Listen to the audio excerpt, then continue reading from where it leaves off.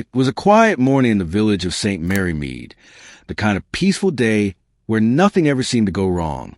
The village librarian, Mrs. Giles Perry, arrived early to open the local library, a stately building with dark oak shelves and the faint smell of aging parchment in the air.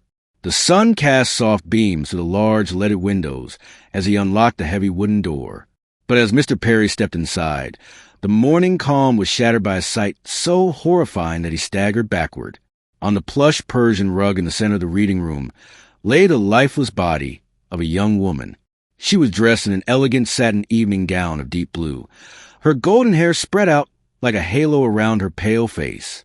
Her eyes were closed, and her hands were delicately crossed over her stomach, as if someone had arranged her body after death. The library was locked overnight. There were no signs of a break-in. How had the body ended up there? And why had someone left it in such a carefully staged position? Within an hour, the library was swarming with police. Superintendent Harper examined the scene with a furrowed brow. "No identification on the body," he said. "No signs of violence. It's as if she simply appeared here." Word spread quickly through the village. Soon enough, Miss Jane Marple, the village's most observant and astute resident, arrived at the scene. Though unassuming in appearance, with her lace cap and soft cardigan, Miss Marple's sharp eyes missed nothing. She stepped quietly into the library, took one look at the body, and said, this was not a random act. This was planned. But by whom and why? The first challenge for the police was to identify the victim. No handbag, no jewelry, and no distinguishing marks were found on the body. But Miss Marple noticed something, a faint stain on the hem of the woman's gown, the scent of tobacco mixed with something floral. She wasn't local, Miss Marple observed. That dress, it's from London. And that scent, it's French. Expensive. This woman came from money. 2 days later, the police identified her as Ruby Keene, a young professional dancer at the Majestic Hotel, a high-end resort not far from St. Mary Mead. Ruby had been reported missing the day before. According to the hotel manager, she had last been seen leaving the ballroom with an unknown man. But what would bring a London socialite to a quiet village library? And why had someone gone to such lengths to pose her body so carefully? Miss Marple took note of the contradictions. The body was displayed. She murmured, "Not hidden. This is not the work of a careless killer. This is a message." But who was the message for? As the investigation deepened, the quiet village of St. Mary Mead began to feel less peaceful. Behind the tidy hedges and whitewashed cottages were secrets, some long buried, others dangerously close to the surface. Ruby Keene's presence at the Majestic Hotel was no accident. The hotel was a known gathering spot for the wealthy elite, London socialites, retired military officers, and businessmen with fortunes to protect. Ruby had been seen dancing with several prominent men, including Colonel Bantry, a respected landowner whose estate bordered the village. Rumors swirled about an affair between Ruby and Colonel Bantry, a suggestion that Miss Marple found unlikely. "The Colonel is a practical man," she remarked to her friend, Mrs. Price Ridley. "He wouldn't risk his reputation for a hotel dancer, but someone wants us to believe he would."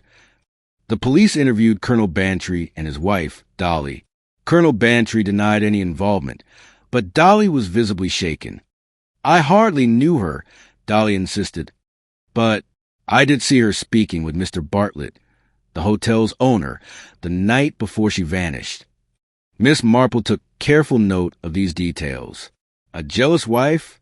A possessive lover? Or was Ruby's death tied to something more sinister, something hidden in the heart of the village itself? With Ruby Keene's identity confirmed, the next task was to trace her final hours.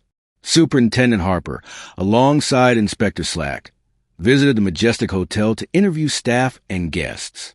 The hotel manager confirmed that Ruby had performed in the hotel's ballroom the night before she disappeared.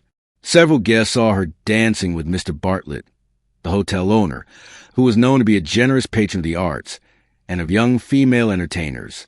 But the last confirmed sighting of Ruby was 11:45 p.m. when she left the ballroom in the company of a man described only as tall, dark-haired, and well-dressed. Miss Marple was troubled by the timing. Why would Ruby leave with someone so late? she wondered aloud to Superintendent Harper. A professional dancer doesn't leave an engagement without cause. The hotel staff described Ruby as popular but cautious. She wouldn't have left willingly unless she trusted the man, the manager said. Miss Marple, always attuned to human nature, considered this carefully. Or unless she was lured, she said softly. Meanwhile, Mr. Bartlett denied any involvement, but admitted that Ruby had confided in him days before her death. She seemed nervous, Bartlett said. I asked her if someone was bothering her, but she just shook her head and said it was nothing. Miss Marple wasn't convinced. People rarely mean nothing when they say it's nothing, she remarked. Ruby had left the hotel with someone she knew, but who? As the investigation deepened, the focus shifted to Ruby's professional circle. Behind the glitz and glamour of the Majestic Hotel's ballroom was a world of fierce competition and hidden rivalries. Ruby had risen quickly through the ranks, securing a coveted position as the hotel's headline dancer. Her success had earned admiration, but also resentment. Among the performers was Josie Turner, a longtime dancer at the Majestic, who had been recently pushed out of spotlight. Josie admitted to police that she had argued with Ruby the night before her disappearance. Ruby was stealing my bookings, Josie said bitterly. Management wanted younger, fresher talent. I confronted her about it. I was angry, but I didn't hurt her. Miss Marple observed Josie carefully. Anger and resentment were dangerous emotions.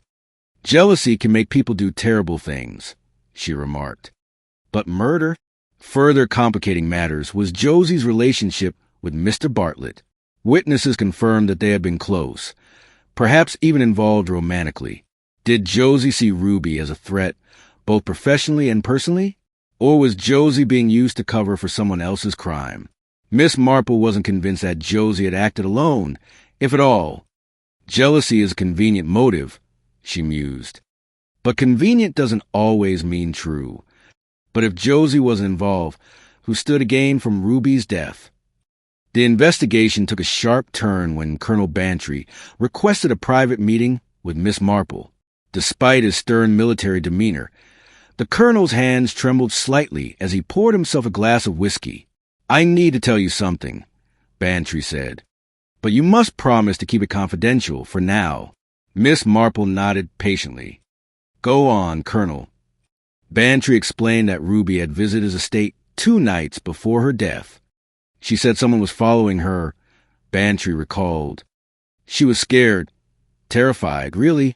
I told her she could stay in one of the guest rooms until things calmed down. Miss Marple raised an eyebrow. Did you see this person following her? Bantry shook his head. No, but Ruby was convinced it was someone from the hotel. I guess, perhaps. She wouldn't say more. Miss Marple's mind raced. Why would Ruby seek refuge with Colonel Bantry? Why not go to the police or tell Mr. Bartlett? Did anyone else know she was staying at your estate? Bantry hesitated.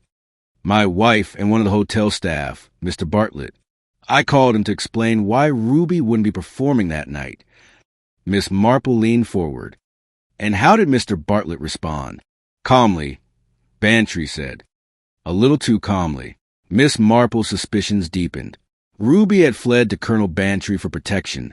Protection from someone within her professional circle. Someone who was willing to kill to keep their secrets hidden. Just as the investigation seemed to reach a standstill, new information emerged, this time from a village shopkeeper. Mr. Tompkins, the local grocer, reported seeing an unfamiliar man lingering near the library the night Ruby disappeared. Tall fellow, dark coat, had pulled low over his eyes, Tompkins recalled. He bought a pack of cigarettes and left in a hurry. Looked nervous. Miss Marple's sharp mind quickly assembled the pieces. A tall man, she said thoughtfully. The same description given by the hotel staff. He left with Ruby, and now he was seen near the library.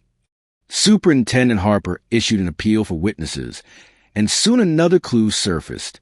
A maid at the Majestic Hotel recalled that Ruby had received a note earlier that evening, delivered by a man matching the stranger's description. The note read, Meet me by the garden terrace. 11:30 p.m. Come alone. Miss Marple's eyes narrowed. Someone lured Ruby out of the hotel. Someone she trusted. And that same man was seen near the library. The question remained. Was he the killer, or merely a pawn in someone else's game?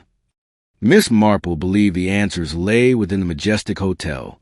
The establishment catered to high society, wealthy patrons, business moguls, and the occasional celebrity. But beneath the glittering surface lay a darker reality. Rumors of blackmail, illicit affairs, and hidden debts surrounded the hotel. Ruby Keene, as a dancer and entertainer, was privy to the secrets of the elite. Perhaps she knew something dangerous, something that got her killed.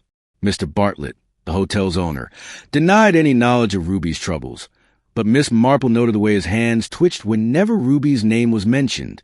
She questioned some of the hotel staff, including the porter, who revealed that Ruby often had late-night visitors. Gentlemen in expensive suits, the porter said. Sometimes they'd leave in a hurry. Ruby never spoke about them. Miss Marple's suspicions grew. Ruby had been targeted because of what she knew, but what exactly had she discovered? A breakthrough came when Inspector Slack located Ruby's missing handbag, tossed into a ditch just outside the hotel. Inside was a letter, and signed, but with a clear threat. If you tell anyone, you'll regret it. Miss Marple's lips tightened. Ruby knew something dangerous, and someone wanted to keep her quiet. But what could Ruby have known that was worth killing for? Just as Miss Marple began piecing together the mystery, the case took a deadly turn. Josie Turner, the dancer who had argued with Ruby, was found dead in her dressing room at the Majestic Hotel. She had been strangled with a silk scarf, a monogrammed silk scarf, initials BB. Miss Marple arrived at the scene just after police. The room was undisturbed, no sign of a struggle. Josie had been killed quickly, efficiently. The scarf had been left in plain view, a deliberate message. Superintendent Harper turned to Miss Marple. B.B. Bartlett? Possibly, Miss Marple replied. But I don't think it's that simple. Josie had confided to another dancer, Alice, that she had overheard Ruby arguing with a man in the hallway just days before her death. Ruby said she was going to expose him. Alice whispered. But Josie never told me who he was. Miss Marple's mind raced. Ruby had threatened to expose someone powerful, someone willing to kill to silence her. And now Josie, the only person who might have known the truth, was dead too. 2 women killed, Miss Marple murmured, both linked to the hotel, both connected to a dangerous secret. Her eyes narrowed. The killer is getting desperate. But who was the man Ruby had threatened to expose? And why had Josie been silenced? Miss Marple had long suspected that Ruby Keene's death was tied to scandal. But it wasn't until Alice, the dancer who had worked alongside Ruby, revealed a hidden truth that the pieces began to fall into place. Ruby had been seeing someone, Alice whispered. Someone important. She didn't say who, but she was frightened. She said she had proof of something, and she was planning to tell the police. Miss Marple's sharp gaze narrowed. Proof of what? Alice hesitated, then lowered her voice. She said it involved money, lots of it, and someone at the hotel. Miss Marple had her suspicions. She questioned Mrs. Bartlett, the hotel owner's wife, a woman known for a quiet demeanor and cool exterior. Miss Marple watched her carefully as she spoke. My husband had nothing to do with Ruby, Mrs. Bartlett said curtly. But Miss Marple noticed a slight tremor in her hand and the way her eyes darted toward the floor. Later that day, Miss Marple searched Ruby's personal belongings, what little remained after her death. Tucked inside the lining of her handbag was a torn letter. The handwriting was refined and masculine. The message read, "We can't let this get out. Meet me in the library at midnight." It was signed only with the initials B.B. Bartlett, Miss Marple murmured. Or Bantry, if Ruby had proof of financial wrongdoing. Or worse, both men had a motive for silencing her. But which of them was desperate enough to kill? The next clue came from an unexpected source, Mr. Graves, the longtime butler at the Majestic Hotel. A man of impeccable discretion, Graves had worked at the hotel for decades. But after Josie's death, he approached Miss Marple with an uneasy expression. I wasn't going to say anything, madam. Graves began. But I believe I may have seen something relevant the night Miss Ruby disappeared. Graves recalled seeing Mr. Bartlett speaking urgently with Colonel Bantry in the hotel's smoking room shortly after Ruby left the ballroom. It was a heated exchange, Graves said. Mr. Bartlett was angry, accused the colonel of meddling in his business. Miss Marple's eyes sharpened. Did you hear what they were arguing about? Graves hesitated. Something about money and Ruby. Mr. Bartlett said she was threatening to ruin them both. Miss Marple's mind raced. Ruby's death was not random. It was calculated. She had discovered something. Something financial. Something dangerous. And now, both Bartlett and Bantry were implicated. And one more thing, Graves added. I saw someone leaving through the servants' entrance later that night. A tall man, wearing a dark coat and a hat pulled low. Miss Marple smiled faintly. It seems the mystery is unraveling itself, but the question remained, which man was the killer? Miss Marple's breakthrough came when she obtained access to the financial records of the Majestic Hotel. With the help of Superintendent Harper, she discovered a series of suspicious financial transactions, large sums of money funneled to the hotel's accounts, then disappearing without a trace. The records were coded, but Miss Marple quickly saw the pattern. Money laundering, Miss Marple said softly. Someone was using the hotel to clean large amounts of cash, likely from illegal activity. The transactions were traced back to Mr. Bartlett, but there were also references to Colonel Bantry's estate. Colonel Bantry denied any involvement, but Miss Marple sensed hesitation. I agreed to help Bartlett with a business deal, Bantry admitted. He promised a quick return on investment. I didn't ask questions. But Ruby had discovered the truth. She had found the evidence hidden in the hotel's ledgers and threatened to go public. Miss Marple realized that Ruby had likely approached Bartlett, demanding money in exchange for her silence. Bartlett would have had the most to lose if Ruby exposed the scandal, but Bantry would have been ruined as well. Miss Marple leaned back in her chair. So, she mused, did Bartlett kill Ruby to protect himself, or did Bantry kill her, protect his reputation? There was only one way to find out. Superintendent Harper wasted no time confronting Mr. Bartlett with the evidence uncovered in the hotel's financial records. Bartlett's face remained calm, but his eyes flicked toward the door. A man calculating his exit. I had nothing to do with Ruby's death, Bartlett insisted. Yes, there were irregularities in the hotel's finances, but I wasn't the one moving the money. I was following orders. Whose orders? Harper pressed. Bartlett hesitated. Colonel Bantry. Miss Marple's sharp eyes studied Bartlett carefully. He was lying about something, but why? I saw Ruby the night she died, Bartlett admitted. She came to me in tears, said she had found something in the hotel's records. She threatened to go to the police unless I gave her £500 to keep quiet. Miss Marple's brow furrowed. And did you give her the money? Of course not, Bartlett said. I told her to leave it alone. That was the last time I saw her. But you didn't mention this before, Harper said coldly. I was protecting the colonel. Bartlett snapped. He's a war hero. His reputation would be destroyed if this got out. Miss Marple's mind raced. Bartlett was protecting Bantry, or was he protecting himself? If Ruby had been blackmailing them both, they had equal motive to silence her. Where were you at midnight? Miss Marple asked quietly. Bartlett's eyes narrowed. In my office. Can anyone verify that? A pause. No. Miss Marple's lips pressed into a thin line. An alibi with no witness. Suspicious, but not yet proof of guilt. If you didn't kill Ruby, Miss Marple said softly, then someone else staged that body in the library. And that someone was still walking free. Miss Marple decided it was time to visit Mrs. Bantry. The colonel's wife had remained unusually quiet throughout the investigation, a silence that now seemed suspicious.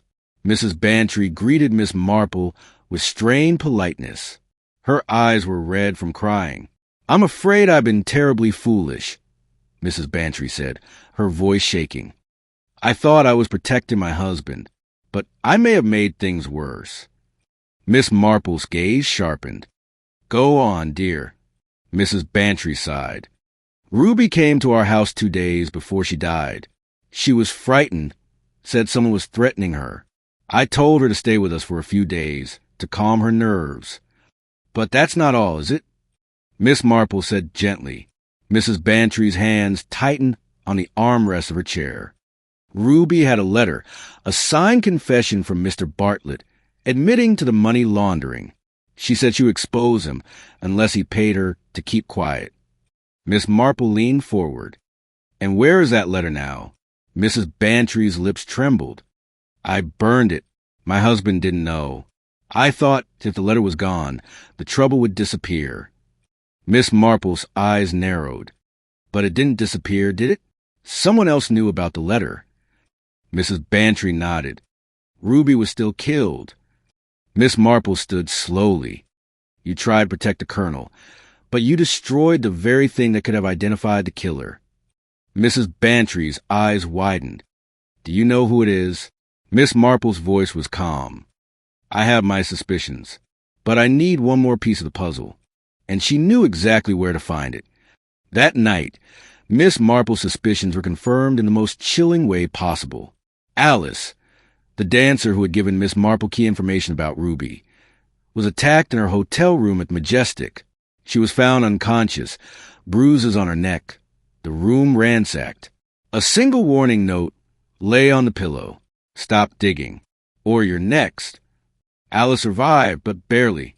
Superintendent Harper's frustration boiled over. "We need to arrest Bartlett," he growled. "He's the one with the most to lose." "Not yet," Miss Marple said calmly. "The killer is getting desperate. That tells me we're very close to the truth." "And who is the killer?" Harper asked. Miss Marple's gaze sharpened. "Someone who had access to Ruby's room, someone who knew about the letter, and someone who felt they were above suspicion." She paused.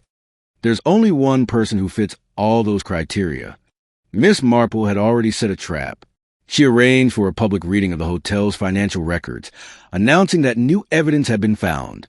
The room was filled with guests and staff. Bartlett sat stiffly. Bantry's expression was impassive. But Miss Marple's eyes were on someone else entirely. A figure near the back of the room, sweating, hands shaking, trying not to make eye contact. Miss Marple smiled faintly.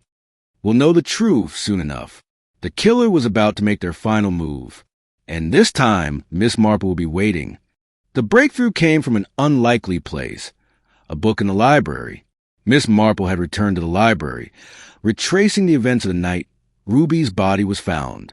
She stood by the shelf where Ruby's body had been staged, running her gloved hand along the spines of the books. Her fingers stopped on one, a volume titled The Secrets of the English Aristocracy. Miss Marple pulled the book free. It fell open easily. Tucked inside the pages was a folded letter, old but intact. She carefully opened it. The handwriting was identical to the letter found in Ruby's handbag. But this letter was signed: "Meet me in the library at midnight. Don't bring anyone else. B.B." Miss Marple's eyes darkened. The handwriting matched the samples from the hotel's records, but it wasn't Mr. Bartlett's. It was Colonel Bantry's. Miss Marple wasted no time. She showed the letter to Superintendent Harper, who frowned deeply. "It's proof that Bantry arranged to meet Ruby at the library the night she died, but it doesn't prove he killed her." "No," Miss Marple agreed. "But it tells us that Ruby trusted Bantry enough to meet him alone. And it suggests that someone close to Bantry had access to this letter, someone who tried to frame him." Miss Marple's mind raced. Why would Bantry have invited Ruby to the library? And if he wasn't the killer, then who had intercepted the letter and used it to stage the murder? "This letter isn't proof of guilt," Miss Marple murmured. "It's evidence of a setup. Someone was trying to manipulate the investigation. Someone close to Bantry. And Miss Marple was beginning to suspect who. Miss Marple set her trap carefully. She arranged a private meeting with Mrs. Bantry, Colonel Bantry, and Mr. Bartlett in the library. But it wasn't them she was interested in. It was a person lurking in the background. Miss Marple's tone was calm as she addressed them. We now know that Ruby was killed because she discovered the money laundering scheme at the hotel. She confronted someone about it, someone who stood to lose everything. Mrs. Bantry's hands tightened in her lap. Colonel Bantry remained still, his expression unreadable. Bartlett's gaze darted toward the door. Ruby had been lured to the library under false pretenses. Miss Marple continued. The letter was signed B.B., but it was not Colonel Bantry who wrote it. Who then? Bartlett demanded. Miss Marple smiled faintly. The person who would have known about the letter. The person who arranged Ruby's body in such a careful manner. The person who had both motive and opportunity. Her eyes turned toward the back of the room. It was you, Mrs. Bantry. Gasps filled the room. Mrs. Bantry's face paled. That's absurd. Is it? Miss Marple's gaze sharpened. You burned the letter, but you kept a copy. You wanted to frame your husband to protect your family's reputation. And you killed Josie when she got too close to the truth. Mrs. Bantry's hand twitched toward her coat. A flash of silver glinted beneath the fabric. A knife. Miss Marple's voice remained calm. I wouldn't do that. My dear, the police are waiting outside. Mrs. Bantry's face crumpled. She was going to destroy everything. Superintendent Harper stepped forward, handcuffs in hand. It's over, Mrs. Bantry. As Mrs. Bantry was led away, Miss Marple's gaze softened. A woman protecting her family's name, even at the highest cost. But the case wasn't quite over yet. With Mrs. Bantry in custody, the full story finally emerged. Ruby Keene had discovered that Mr. Bartlett was laundering money through the hotel, a secret that involved Colonel Bantry's estate. Ruby confronted Bartlett, demanding money to keep quiet. Bartlett, in turn, confided in Mrs. Bantry, who saw the threat Ruby posed not just at the hotel, but to her husband's reputation. Mrs. Bantry had acted swiftly. She intercepted the letter from Colonel Bantry and used it to lure Ruby to the library. After Ruby arrived, Mrs. Bantry strangled her with a silk scarf and carefully arranged the body to suggest that Colonel Bantry had been involved. When Josie Turner began to suspect the truth, Mrs. Bantry silenced her as well. Miss Marple explained it calmly to Superintendent Harper as they stood in the library. Mrs. Bantry would let her husband take the blame if it meant protecting the family name, Miss Marple said. And Bartlett, for his part, was willing to let her do it. And Alice? Harper asked. Miss Marple smiled faintly. That was a desperate move. Mrs. Bantry hoped that by attacking Alice, she could create the appearance of an unknown assailant. But Alice survived, and that was her mistake. Harper sighed. Justice will be served. Miss Marple's gaze drifted toward the window, where the sun was beginning to rise. Justice, yes, she said softly, but at a terrible price. Ruby had died because she knew too much. Mrs. Bantry had killed to protect a legacy. Bartlett had concealed his crimes to protect his wealth.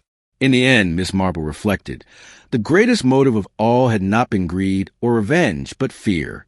With Mrs. Bantry's arrest, the truth behind the deaths of Ruby Keene and Josie Turner finally came to light. But the consequences of the case rippled through St. Mary Mead and beyond. Colonel Bantry, despite his innocence, withdrew from public life. His reputation had been tarnished by association, and whispers about his involvement lingered despite the truth. Mr. Bartlett was forced to sell the Majestic Hotel after his financial crimes were exposed. He escaped criminal charges due to lack of direct evidence, but his standing in society was permanently damaged. Alice, the dancer who had narrowly escaped death, left the hotel business entirely. She moved to London, determined to start a new life far away from the shadows of Woolpit. As for Mrs. Bantry, she maintained a stoic silence even after her confession. In her final statement to the police, she claimed that she had acted alone. A woman protects her family, she said simply. Miss Marple, however, knew there was more to the story. Mrs. Bantry had been driven by more than just loyalty. There was also pride and desperation. The Bantry name had stood for generations as a symbol of integrity and influence. Ruby Keene's discovery threatened to unravel all of it. Pride is a dangerous thing, Miss Marple reflected as she sat with Superintendent Harper days later. It makes otherwise sensible people do desperate things. Harper nodded. At least justice was done. Miss Marple smiled faintly. Justice, yes, but justice doesn't bring back the dead. As the village of St. Mary Mead slowly returned to normal, Miss Marple knew that the story of the body in the library would remain a cautionary tale. Greed, pride, and fear, three timeless motives that had brought ruin to one of the village's most respected families. Miss Marple closed her knitting basket. It's over now, she said quietly, but some shadows, she knew, never truly fade.